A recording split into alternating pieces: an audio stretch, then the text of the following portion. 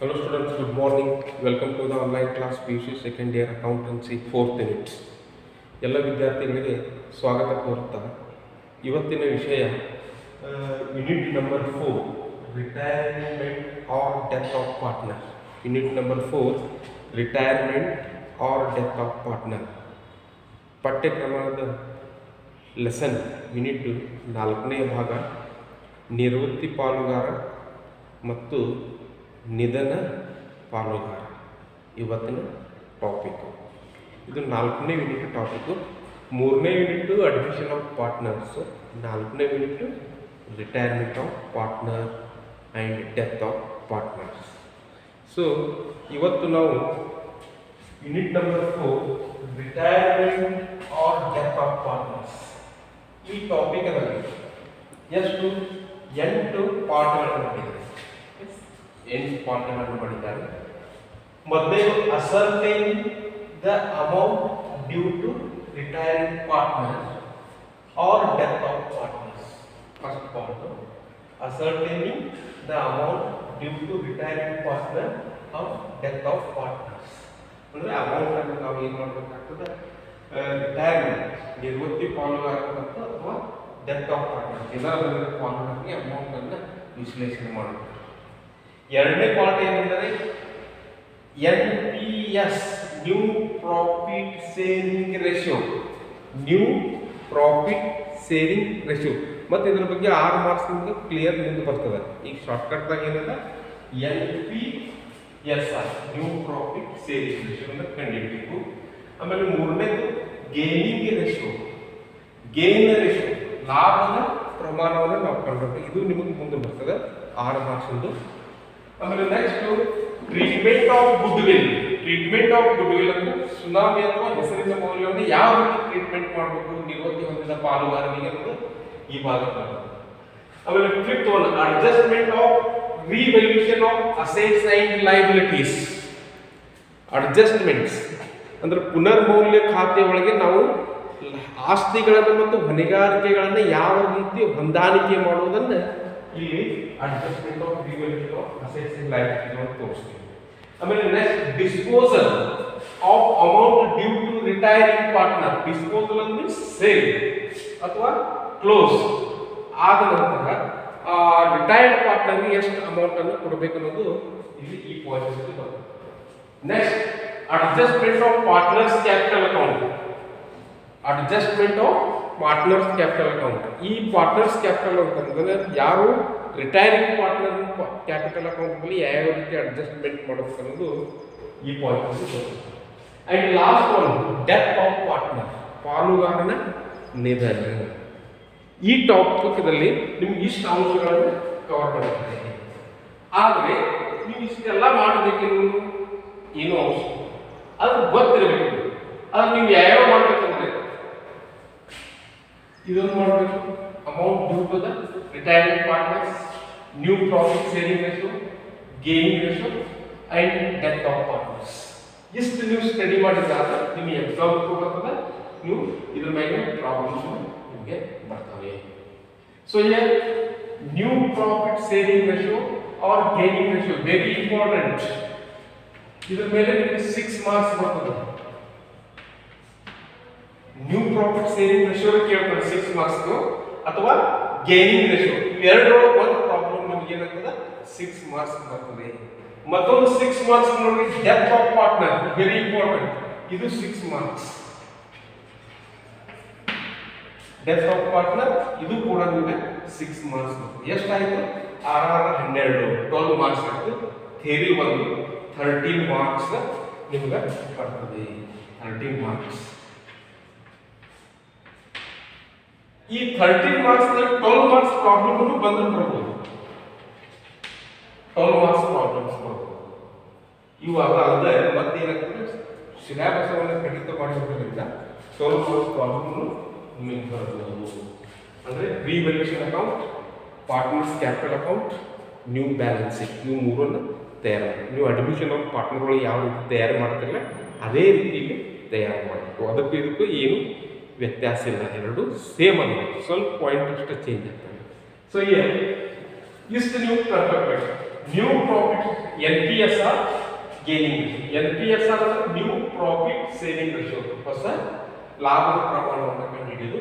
Gaining ratio ಲಾಭವನ್ನು ಹೊಂದುವ ಪ್ರಮಾಣ, ಇದನ್ನು ನಾವು ಕಂಡುಹಿಡಿಯಬೇಕಾಗ್ತದೆ. ಇಷ್ಟು ನಾವು ಬರ್ಕ್ ಮಾಡ್ತೀವಿ. New profit saving ratio, gaining ratio and death of partners. Death of partners 6 marks compulsory in exam. ಇದು ಗ್ಯಾರಂಟಿ ಫಿಕ್ಸ್ ಇದು 6 ಮಾರ್ಕ್ಸ್. ಆಮೇಲೆ ಇದ್ರೊಳಗೆ 6 ಮಾರ್ಕ್ಸ್ ಯಾವಪ್ಪ, ನ್ಯೂ ಪ್ರಾಫಿಟ್ ಸೇವಿಂಗ್ ರೇಷಿಯೋ ಕೇಳಬಹುದು ಅಥವಾ ಗೇನಿಂಗ್ ರೇಷಿಯೋ. ಇವೆರಡರೊಳಗೆ 6 ಮಾರ್ಕ್ಸ್. ಈ ಟಾಪಿಕ್ ದಲ್ಲಿ gaining, new profit saving ratio, gaining ratio, death of partner ಇಷ್ಟು ನೀವು ಫಿಕ್ಸ್ ಮಾಡ್ಕೋಬೇಕಾಗ್ತದೆ. ಆಮೇಲೆ ಇಂಟ್ರೊಡಕ್ಷನ್, ಪರಿಚಯ. ಈ ಟಾಪಿಕ್ ದ ಪರಿಚಯ ಏನು, ಈ ಟಾಪಿಕ್ ಅನ್ನು ಯಾಕೆ ಇಂಟ್ರೊಡಕ್ಷನ್ ಮಾಡಿದ್ರು, ಉದ್ದೇಶವೇನು ಅಂದರೆ ಪಾಲುಗಾರಿಕೆ ಸಂಸ್ಥೆಯಲ್ಲಿ ಒಬ್ಬ ಪಾಲುಗಾರನ ನಿವೃತ್ತಿ ಹೊಂದಿದಾಗ ಅಥವಾ ಮರಣ ಹೊಂದಿದಾಗ ಯಾವ ರೀತಿ ನಾವು ಅಕೌಂಟ್ಸ್ಗಳನ್ನ ಟ್ರೀಟ್ಮೆಂಟ್ ಮಾಡಬೇಕು. ಈಗ ನೀವು ಅಡ್ಮಿಷನ್ ಆಫ್ ಪಾರ್ಟ್ನರ್ ಒಳಗೆ ಏನಾಗ್ತದೆ, ಒಬ್ಬ ಹೊಸ ಪಾಲುಗಾರನ ಬರ್ತಾನೆ, ಒಬ್ಬ ಅಲ್ಲಿ ಅಡ್ಮಿಷನ್ ಆಫ್ ಪಾರ್ಟ್ನರ್. ಇಲ್ಲಿ ಏನಾಗ್ತದೆ, ಪಾಲುಗಾರ ಹೊರಗೆ ಹೋಗ್ತಾನೆ, ಸೊ ಔಟ್ ಗೋಯಿಂಗ್ ಪಾರ್ಟ್ನರ್ ಅಂತ, ಅಥವಾ ರಿಟೈರ್ಮೆಂಟ್ ಆಗ್ತಾನೆ. ಆ ರೀತಿ ಯಾವ ರೀತಿ ನಾವು ಅಕೌಂಟ್ಗಳನ್ನು ಟ್ರೀಟ್ಮೆಂಟ್ ಮಾಡಬೇಕು ಅನ್ನೋದು ಇಂಟ್ರಡಕ್ಷನ್ ಪಾರ್ಟ್ನಲ್ಲಿ ಅನ್ಬೋದು. So section 32 Indian partnership act 1932 kept down or lays down partner retire from the firm in any situations. The partner retires from the firm in any situations according to the Partnership Act 1932. Number 1, consent, summary. Number 2, agreement, ಒಪ್ಪಿಗೆ. Number 3, notice, ಸೂಚನೆ ಇರಬೇಕು, retirement ಆಗಬಹುದು. ಈಗಾಗಲೇ ಹಿಂದಿನ ಕ್ಲಾಸಲ್ಲಿ ನಾವು previous ಕ್ಲಾಸಲ್ಲಿ introduction part ಮುಗಿಸಿದ್ದೇವೆ. ಆಮೇಲೆ partner can retire from other reasons. So other reasons ಅಂದರೆ ಬೇರೆ ಕಾರಣಗಳಿಂದ ಪಾಲುಗಾರನು ನಿವೃತ್ತಿ ಹೊಂದಬಹುದು. ಯಾವ ಕಾರಣಗಳಿಂದ ನಿವೃತ್ತಿ ಹೊಂದಬಹುದು? ಒಂದೇದು ಏನದ, ಓಲ್ಡ್ ಏಜ್ ಆಫ್ ಪಾರ್ಟ್ನರ್ ವಯಸ್ಸಾದ ನಂತರ ಅವನು ತನ್ನ ಪಾಲುಗಾರಿಕೆ ಸಂಸ್ಥೆಯಿಂದ ನಿವೃತ್ತಿಯನ್ನು ಹೊಂದಬಹುದು. ಅಂದರೆ ವಯಸ್ಸಾದ ನಂತರ ಅವನ ಮೇಲೆ ಬಿಟ್ಟಿರ್ತಾನೆ, ನಾ retired ಆಗ್ತಾನಂದ್ರೆ he can retire from the business according to the age wise or agreement of the partnership business. Next, illness, anarogya. The partner can retire from the illness or suffering from illness or any diseases or fever. That time partner can retire from the business. ಒಬ್ಬ ಪಾಲುಗಾರನು ತನ್ನ ಪಾಲುಗಾರಿಕೆ ಸಂಸ್ಥೆಯಲ್ಲಿ ಯಾವಾಗ ಅನಾರೋಗ್ಯದಿಂದ ಬಳಲುತ್ತಿದ್ದಾಗ ಅವನು ನಿವೃತ್ತಿಯನ್ನು ತೆಗೆದುಕೊಳ್ಳುತ್ತಾನೆ, ಅಥವಾ ಅವನ ದೇಹದ ಪರಿಸ್ಥಿತಿ ಅಥವಾ ಕಂಡೀಷನ್ಸು ಚೆನ್ನಾಗಿದ್ದಾಗ ಅವಾಗ ಏನು ಮಾಡ್ತಾನೆ, ಅವನು ಪಾಲುಗಾರಿಕೆ ಸಂಸ್ಥೆಯಿಂದ ನಿವೃತ್ತಿಯನ್ನು ಹೊಂದುತ್ತಾನೆ. Next, third one, misunderstanding. That is misunderstanding between the ಪಾರ್ಟ್ನರ್ಸ್ಗಳಲ್ಲಿ ತಪ್ಪು ತಿಳುವಳಿಕೆಗಳು ಅಥವಾ ಅಭಿಪ್ರಾಯ ಉಂಟಾದಾಗ ಅವಾಗ ಪಾಲುಗಾರನು ನಿವೃತ್ತಿ ಅಥವಾ ರಿಟೈರ್ಮೆಂಟನ್ನು ತೆಗೆದುಕೊಳ್ಳುತ್ತಾನೆ. ಅಂದರೆ ಒಪಿನಿಯನ್ಸ್ ಡಿಫ್ರೆನ್ಸ್ ಆದಾಗ any partner can retire from the business. ಆ ಟೈಮ್ದಲ್ಲಿ ಕೆಲವು ಪಾರ್ಟ್ನರ್ಸ್ ಏನು ಮಾಡ್ತಾರೆ, ನಿವೃತ್ತಿಯನ್ನು ಹೊಂದ್ತಾರೆ. ಆಮೇಲೆ ಅನ್ಲಾಫುಲ್, ಕಾನೂನು ಬಾಹಿರ. So any partner contract with any unlawful activities in the business. ಯಾವುದೇ ಒಬ್ಬ ಪಾಲುಗಾರಿಕೆ ಸಂಸ್ಥೆಯಲ್ಲಿ ಕಾನೂನು ಬಾಹಿರ ಚಟುವಟಿಕೆಗಳನ್ನು ಕೈಗೊಂಡಾಗ ಅವನು ಪಾಲುಗಾರಿಕೆ ಸಂಸ್ಥೆಯಿಂದ ನಿವೃತ್ತಿಯನ್ನು ಹೊಂದಬಹುದು. ಅವಾಗ ಅಥವಾ ಪಾಲುಗಾರರ ಸಂಸ್ಥೆ ಅವನ ಕಾನೂನು ಬಾಹಿರ ಆಕ್ಟಿವಿಟಿ ಮಾಡುವುದರಿಂದ, ಚಟುವಟಿಕೆಗಳನ್ನು ಮಾಡುವುದರಿಂದ ಅವನ ನಿವೃತ್ತಿಯನ್ನು ತೆಗೆದುಕೊಳ್ಳಲು ಹೇಳಬಹುದು. When it is unlawful activities, ಕಾನೂನು ಬಾಹಿರ. ನೆಕ್ಸ್ಟ್, ಫಿಫ್ತ್ ಒನ್, ಲುಯೆನ್ಸಿ, ಹುಚ್ಚನಾದಾಗ. So lunacy, when it is possible, when partner is fluent in the business according to his conditions, at the time he can take the retirement from the business. ಅಂದರೆ ಪಾಲುಗಾರನು ಪಾಲುಗಾರಿಕೆ ಸಂಸ್ಥೆಯಲ್ಲಿ ಹುಚ್ಚುನಾದಾಗ ಅಥವಾ ಅವನಿಗೆ ತಿಳಿಯದೇ ಹೋದಾಗ ಅವನೇನು ಮಾಡ್ತು ಪಾಲುಗಾರಿಕೆ ಸಂಸ್ಥೆಯಿಂದ ನಿವೃತ್ತಿಯನ್ನು ಹೊಂದಬಹುದು. ನೆಕ್ಸ್ಟ್ ಇನ್ಸಾಲ್ವೆನ್ಸಿ, ದಿವಾಳಿ ಆದಾಗ. So sometimes what happen, partner can insolve himself. That time partner can take the retirement from the business.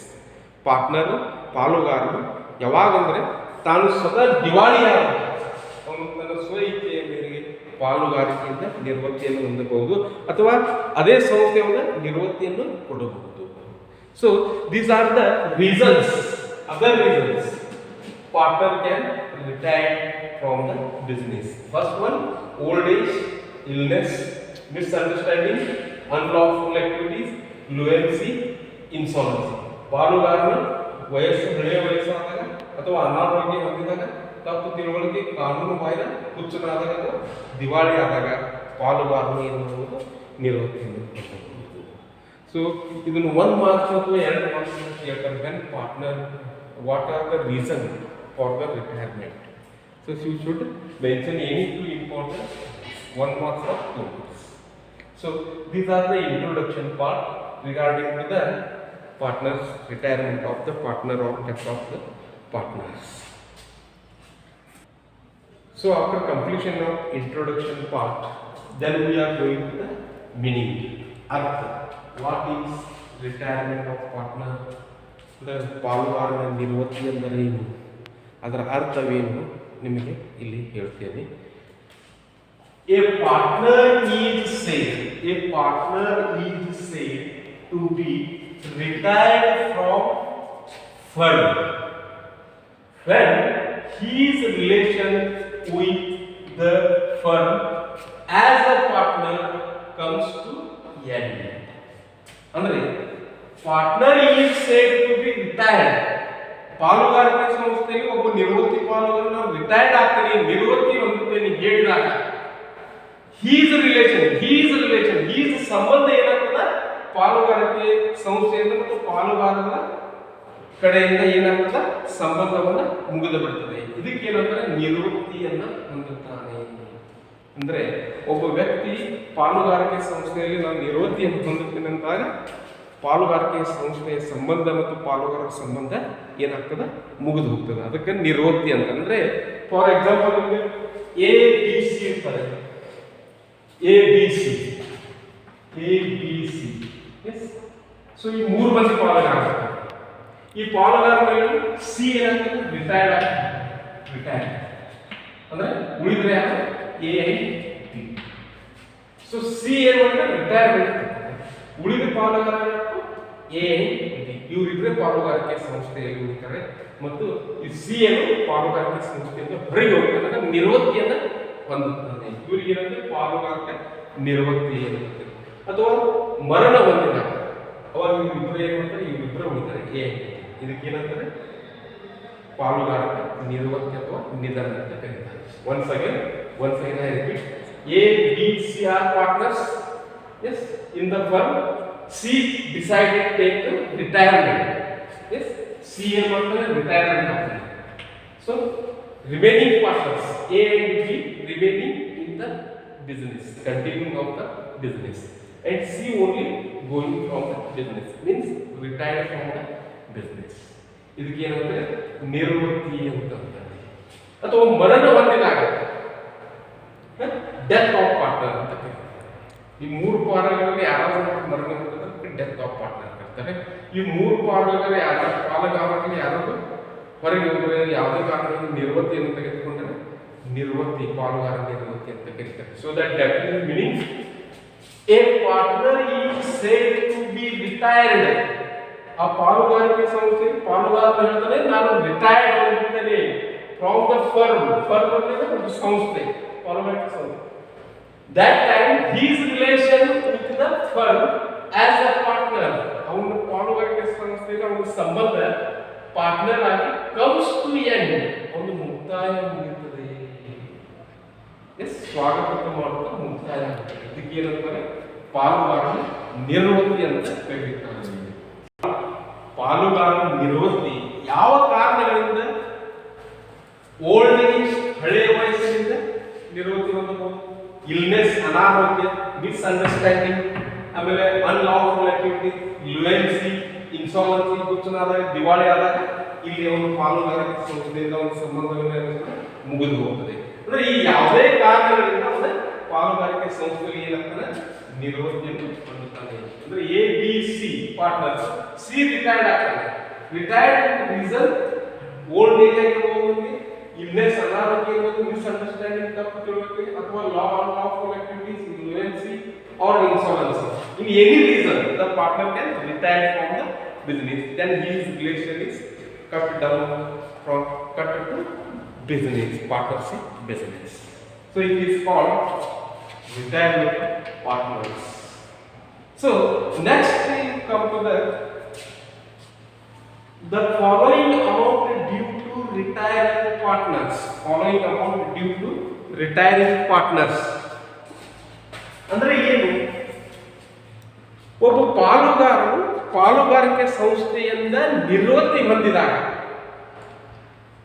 ಅವನಿಗೆ ಕೊಡಬೇಕಾದ ಬೆನಿಫಿಟ್ಸ್, ಲಾಭಗಳು ಯಾವ್ಯಾವ ಅನ್ನೋದನ್ನು ತಿಳ್ಕೋಬೇಕಾಗ್ತದೆ. ಅಂದ್ರೆ ಈಗ ನಾವು ಹೇಳೋದು ಉದಾಹರಣೆ, ಇಲ್ಲಿ ಎ ಬಿ ಸಿ ಇದ್ದಾರೆ. A B C. So A B C are the partners in the partnership business. ಸೊ ಇಲ್ಲಿ ನಾವು ಏನಾಗ್ತದೆ, ಸಿ ಇದ್ದವ ರಿಟೈರ್ಮೆಂಟ್ ಅಥವಾ ಬಿ ರಿಟೈರ್ಡ್ ಆಗ್ತಾನೆ. ಬಿ ಏನಾಗ್ತಾನೆ ರಿಟೈರ್ಡ್. ಉಳಿದ ಯಾರು ಎ ಐ ಸಿ. ಬಿ ಏನಾಗ್ತಾನೆ ರಿಟೈರ್ಡ್ ಆಗ್ತಾನೆ. ಈ ರಿಟೈರ್ಡ್ ಆದ ಪಾರ್ಟ್ನರ್ಗೆ ಪಾಲುದಾರಿಕೆ ಸಂಸ್ಥೆಯಿಂದ ಏನೇನು ಕೊಡಬೇಕು ಬೆನಿಫಿಟ್ಸ್ಗಳನ್ನ, ಲಾಭಗಳನ್ನ. ಸೊ ಒಂದೇ ಏನ್ ಮಾಡೋದು ನಾವು credit balance in the accounts, our current accounts, in the bank accounts, bank balance. ಆಮೇಲೆ next profit, his share of goodwill, accumulated profits, commission and salary, anything ಅವ್ನು ಕೊಡಬೇಕಾದದ್ದನ್ನು ನಾವು ಇಲ್ಲಿ ಕೊಡಬೇಕಾಗ್ತದೆ. ಯಾರಿಗೆ? Partner B. ಅಂದರೆ ಇಲ್ಲಿ ಪಾಲುದಾರಿಕೆ ಸಂಸ್ಥೆಯಿಂದ ಬಿ ರಿಟೈರ್ಡ್ ಹೊರಡ್ತಾರೆ. ಬಿ ರಿಟೈರ್ಡ್ ಹೊರಗೆ ನಮ್ಗೆ ಏನೇನು ಕೊಡಬೇಕು? ಅವನು ಕ್ರೆಡಿಟ್ ಬ್ಯಾಲೆನ್ಸ್, ಅವನು ಬ್ಯಾಂಕಿನಲ್ಲಿ ಅಥವಾ ಫರ್ಮ್ದ ಅಕೌಂಟ್ನಲ್ಲಿ ದುಡ್ಡು ಇದ್ದಾಗ ಅವನು ದುಡ್ಡನ್ನು ಅವನು ವಾಪಸ್ ಕೊಡಬೇಕಾಗ್ತದೆ ಬಿ. ಆಮೇಲೆ ಪ್ರಾಫಿಟ್, ಸಂಸ್ಥೆಯಲ್ಲಿ ಪ್ರಾಫಿಟ್ ಇದ್ರಿಂದ ಅವನು ಕೊಡಬೇಕಾಗ್ತದೆ. ಆಮೇಲೆ ನೆಕ್ಸ್ಟ್ ಕಮಿಷನ್ಸ್ ಆರ್ ಸ್ಯಾಲ್ರಿ, ಅವು ಯಾವುದೋ ಒಂದು ಕೆಲಸ ಮಾಡಿರ್ತಾನೆ ಅದಕ್ಕೆ ಅವನು ಕಮಿಷನ್ ಅಥವಾ ಸ್ಯಾಲ್ರಿ ಅಂತ ಕೊಡಬೇಕಾಗ್ತದೆ. ಅಥವಾ ಈ share of goodwill, goodwill ತಗೊಳ್ಳಿದ ಪಾಲವನ್ನು ಅವ್ನು ಕೊಡಬೇಕಾಗ್ತದೆ. ಆಮೇಲೆ ಅಕ್ಯುಮುಲೇಟೆಡ್ ಪ್ರಾಫಿಟ್ ಅಂದ್ರೆ ಕ್ರೋಢೀಕರಣವಾದ ಲಾಭದಾಗ ಅವನಿಗೆ ಬಿಗೆ ಕೊಡಬೇಕಾಗ್ತದೆ. ಹೀಗೆ ಯಾವುದೇ ಪಾಲುದಾರಿಕೆ ಸಂಸ್ಥೆಯಲ್ಲಿ ಅವನು ರಿಟೈರ್ಡ್ ಆದ ನಂತರ ಇವೆಲ್ಲ ಬೆನಿಫಿಟ್ಸ್ಗಳನ್ನು ನಾವು ಕೊಡಬೇಕಾಗ್ತದೆ. So that is the following amount due to retiring partners. Retired ಆದ ನಂತರ ಆ ಪಾಲುದಾರಿಕೆ ನಾವು ಏನೇನು ಕೊಡಬೇಕಂದ್ರೆ the credit balance of capital. Credit balance of capital ಅಂದ್ರೆ ಏನು? ಅವನ ಅಕೌಂಟ್ನಲ್ಲಿರುವ ಕ್ರೆಡಿಟ್ ಬ್ಯಾಲೆನ್ಸ್, ಜಮಾ ಆದ ಅಮೌಂಟ್ ಅನ್ನು ಅವ್ನು ರಿಟೈರ್ಡ್ ಆದ ನಂತರ ಅವನಿಗೆ ಕೊಡಬೇಕಾಗ್ತದೆ. Next interest on A capital, ಬಂಡವಾಳದ ಮೇಲಿನ ಬಡ್ಡಿ. ಅವನು ಸ್ಟಾರ್ಟಿಂಗ್ ಏನ್ ಮಾಡ್ತಾನೆ, ಕ್ಯಾಪಿಟಲ್ ಹಾಕಿರ್ತಾನೆ, ಅವನ ಬಡ್ಡಿ ಕ್ರೋಢೀಕೃತವಾಗಿರ್ತದೆ. ಅವ್ರು ರಿಟೈರ್ಡ್ ಆದ್ಮೇಲೆ ಏನ್ ಮಾಡಬೇಕಾಗ್ತದೆ, ಅವನ ಅದರ ಮೇಲಿನ ಬಡ್ಡಿಯನ್ನು ಕೊಡಬೇಕಾಗ್ತದೆ. ನೆಕ್ಸ್ಟ್ ಬ್ಯಾಂಕ್ ಬ್ಯಾಲೆನ್ಸ್, ಅವ್ನು ಎಷ್ಟು ಅಮೌಂಟ್ ಅನ್ನ ಬ್ಯಾಂಕ್ನಲ್ಲಿ ಜಮಾ ಮಾಡಿರ್ತಾನೆ, ಅವನ ಹೆಸರಿನಲ್ಲಿರುವ ಅಮೌಂಟ್ ಅವನ್ನ ಅವನಿಗೆ ರಿಟೈರ್ಮೆಂಟ್ ಪಾರ್ಟ್ನರ್ಗೆ ಕೊಡಬೇಕಾಗ್ತದೆ. ಪ್ರಾಫಿಟ್, ಲಾಭ, ಪಾಲುದಾರಿಕೆ ಸಂಸ್ಥೆಯಲ್ಲಿ ಲಾಭ ಎಷ್ಟಾಗಿತ್ತು ಆ ತನ್ನ ಸೇರದ ಪ್ರಮಾಣವನ್ನು ಅವನು ಏನ್ ಮಾಡಬೇಕು, ಲಾಭವನ್ನು ನಾವು ಕೊಡಬೇಕಾಗ್ತದೆ. Next fifth one, his share of goodwill. So ಅವನು ಗುಡ್ ವಿಲ್ಗಳಿಂದ ಭಾಗವನ್ನು ರಿಟೈರ್ಮೆಂಟ್ ಪಾರ್ಟ್ನರ್ಗೆ ನಾವು ಕೊಡಬೇಕಾಗ್ತದೆ. ನಿವೃತ್ತಿ ಹೊಂದಿದ ಪಾಲುದಾರರಿಗೆ ಕೊಡಬೇಕಾಗ್ತದೆ. Goodwill means what? Good name in the market, ಹೆಸರಿನ ಮೌಲ್ಯ ಅಂತ ಕರೀತಾರೆ. So reputations, the another name is reputation, that is called goodwill, good name in the market. Next accumulated profit, ಕ್ರೋಢೀಕೃತವಾದ ಲಾಭ ಅಂತ. ಸಂಸ್ಥೆಯಲ್ಲಿ ಆಕಸ್ಮಿಕವಾಗಿ ಕ್ರೋಢೀಕೃತವಾಗಿರ್ತದೆ, ಆ ಲಾಭವನ್ನು ಏನು ಮಾಡಬೇಕಾಗ್ತದೆ ನಾವು ರಿಟೈರ್ಮೆಂಟ್ ಪಾರ್ಟ್ನರ್ಗೆ. ಅಕ್ಯುಮುಲೇಟೆಡ್ ಪ್ರಾಫಿಟ್ ಏನಂದ್ರೆ ಪ್ರತಿ ವರ್ಷ ಸಂಸ್ಥೆಯನ್ನು ಲಾಭ ಮಾಡ್ಕೊಂಡು ಹೋಗಿರ್ತದೆ. ಆ ಲಾಭವನ್ನು ತೆಗೆದುಕೊಳ್ಳದೆ ಏನ್ ಮಾಡಿರ್ತಾರೆ, ಅಲ್ಲೇ ಇಟ್ಟಿರ್ತಾರೆ. ಅವಾಗ ಏನಾಗುತ್ತೆ, ನೀವು ತೆಗೆದುಕೊಂಡ್ರೆ ಏನು ಸಮಸ್ಯೆ ಇಲ್ಲ, ತೆಗೆದುಕೊಳ್ಳದೆ ಹಾಗೆ ರಿಸರ್ವ್ ಮಾಡ್ಕೊಂಡು ಹೋಗಿರ್ತಾರೆ ಅಮೌಂಟ್. ಆ ರಿಸರ್ವ್ ಮಾಡಿದ ಅಮೌಂಟ್ ಏನಾಗ್ತದೆ ಅದೇ ಸಂಸ್ಥೆಯಲ್ಲೇ ಉಳಿದಿರ್ತದೆ. ಆ ಅಮೌಂಟ್ ಅನ್ನು ಏನು ಮಾಡ್ಬೇಕಾಗ್ತದೆ ಅಂದ್ರೆ ಪ್ರತಿ ವರ್ಷದಂಗೆ ಅವ್ನಿಗೆ ಎಷ್ಟು ಬರ್ತದ ಲಾಭವನ್ನು ನಾವು ಏನು ಮಾಡಬೇಕಾಗ್ತದೆ, ಹುಡುಕತ್ತು ಹೋಗಬೇಕಾಗ್ತದೆ. ಅಕ್ಯುಮುಲೇಟೆಡ್ ರಿಸರ್ವ್ ಅಂತದೆ, ಕಾಯ್ದಿಟ್ಟ ಲಾಭವನ್ನು ಹೋಗ್ತದೆ. ಆಮೇಲೆ ಲಾಸ್ಟ್ ಒಂದು salary and commissions. So partner retired ಆದ ನಂತರ ಅವ್ನಿಗೆ ನಾವು ಏನು ಮಾಡಬೇಕು, ಸ್ಯಾಲ್ರಿ ಅಥವಾ ಕಮಿಷನ್ ಯಾವ ಬೇಸ್ ಮೇಲೆ ಕೆಲಸ ಮಾಡಿರ್ತಾರಲ್ಲ ಅವ್ನಿಗೆ ಕೊಡಬೇಕಾಗ್ತದೆ. ಪ್ರತಿ ವರ್ಷ ಅವ್ನು ಕೊಡ್ಕೊತ ಬಂದಿರ್ತೀವಿ, ಏನು ಸಮಯ ಉಳಿದ ಸ್ಯಾಲ್ರಿ ವೇತನ ಅಥವಾ ದಲ್ಲಾಳಿ ಅಮೌಂಟ್ ಏನಾದ್ರು ಇದ್ರೆ ಅವನಿಗೆ ನಾವು ಕೊಡಬೇಕಾಗ್ತದೆ. So these are the clauses. 7 points salary or commission. So ಈಗ ಪಾರ್ಟ್ನರ್ಸ್ ಏನು ಮಾಡ್ತಾರೆ, ವರ್ಕಿಂಗ್ ಪಾರ್ಟ್ನರ್ಸ್ ವರ್ಕ್ ಮಾಡ್ತಾ ಹೋಗ್ತಿರ್ತಾರೆ.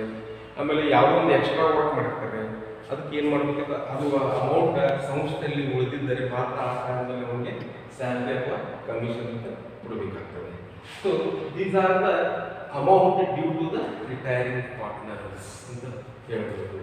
ಆಮೇಲೆ the following amount due to retiring partners means retired partner have eligible to get the all the benefits.